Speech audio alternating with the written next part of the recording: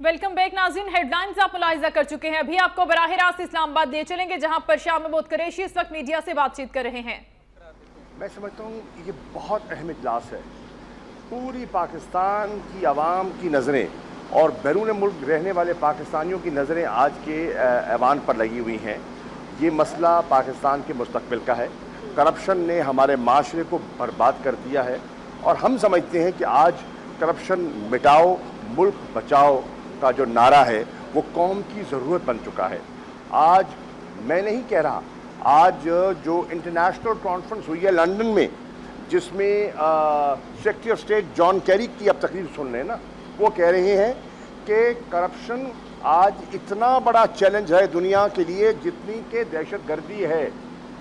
Corruption को और दहशतगर्दी को बराबर तोल दिया गया है और पाकिस्तान तो दोनों से दो चार है। पाकिस्तान तो दहशतगर्दों का भी मुकाबला कर रहा है और करप्ट अनासर का मुकाबला भी कर रहा है। और अगर पाकिस्तान ने अगर आगे बढ़ना है तो हमें दहशतगर्दी का भी कला कमा करना होगा और हमें करप्ट अनासर से भी इस मुल्क को पाक करना होगा। शाह जी, ये बताइएगा, हुकूमत की जानिब से भी सवालनामा तैयार किया गया, अपोजिशन को भेजा भी गया, लेकिन अभी तक अपोजिशन की जानिब से चार भाईजान कहाँ है? और भाईजान किधर है? की जानिब से क्यों नहीं जवाब दिया? भाईजान दिखाओ ना मुझे, किधर सवालनामा दिखाओ। प्रेस कॉन्फ्रेंस कर चुके हैं, परवेज रशीद दिखा चुके हैं। परवेज रशीद साहब की क्या बात करते हैं भैया, उनका तो काम ही नहीं रहा है। आपके पास है तो दिखाएं। हमने तो आपको 7 सवाल लिख के दिए, रिकॉर्ड पर पेश किए, स्पीकर साहब को दिए, TORs बनाए, कौम के सामने पेश किए। अगर आपके 4 सवाल हैं तो बताएं, मैंने तो नहीं देखे। शाह साहब ये बताइएगा कि जिस तरह चीफ जस्टिस ने भी कहा है कि नई कानून साजी की ज़रूरत है उसके लिए, तो क्या अपोजिशन ये ऑफर कर सकती है कि हम कानून साजी में उनकी मदद कर सकते हैं इस तरह पर TOR करने? हमने तो बिल्कुल, हम कब इनकार कर रहे हैं? हम तो चाहते हैं, हमने तो पहले भी कहा था कानून साजी दरकार होगी। 1956 का एक्ट नाकाफ़ी होगा।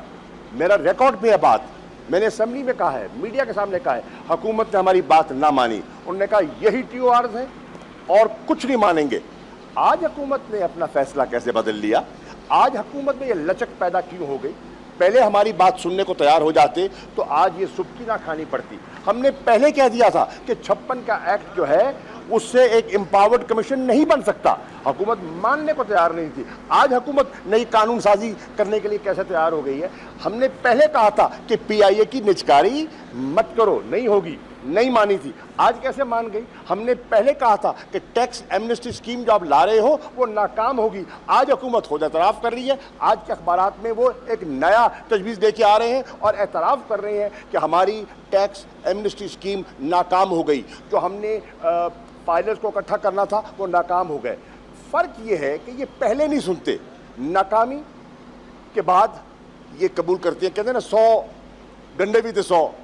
साहब, अगर सवालात के जवाब नहीं मिलते, मैं उनके सवालात को आगे बढ़ाता हूँ, तो क्या अपोजिशन खामोश होकर एक्सेप्ट कर लेगी या अपोजिशन के इस रवैये से कहीं जमहूरियत को खतरा तो दो चार नहीं होगा? जमहूरियत को खतरा इंशाल्लाह कोई नहीं है और बिल्कुल कौम को ना डराएं।